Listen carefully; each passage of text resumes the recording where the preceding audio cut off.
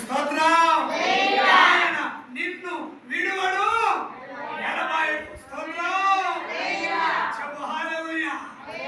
చాలా మంది అనుకుంటారు నేను ఫెయిల్ అయిపోయినా, జీవితంలో ఫెయిల్ అయిపోయినా, కుటుంబంలో ఫెయిల్ అయిపోయినా, ఎగ్జామ్స్ లో ఫెయిల్ అయిపోయినా, జాబ్ లో ఫెయిల్ అయిపోయినా, బ్రతుకులో ఫెయిల్ అయిపోయినా ఫెయిల్యూర్ అనుకుంటారు.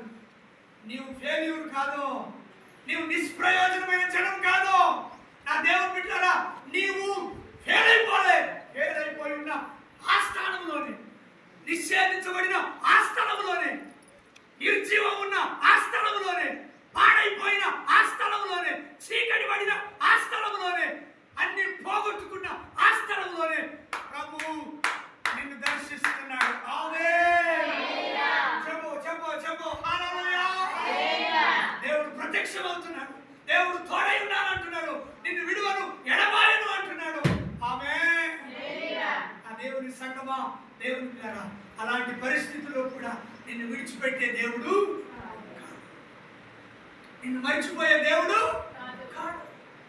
దేవుని వాక్యంలో యాకోబు జీవితంలో దేవుని బిడ్డలారా, ఆ రాత్రి ప్రభు మాట్లాడుతూ వచ్చిన ప్రతి మాటను మనసులో పెట్టుకున్నాడు. అక్కడ నుండి బయలుదేరి మామింటికి వెళ్ళిపోయాడు.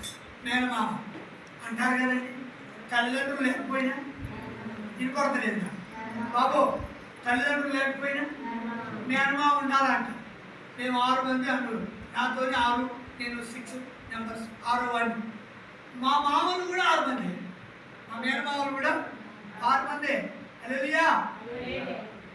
మా మేనమామల వల్ల కానీ, మా బంధువుల వల్ల కానీ, మా రక్త సంబంధాల వల్ల కానీ నా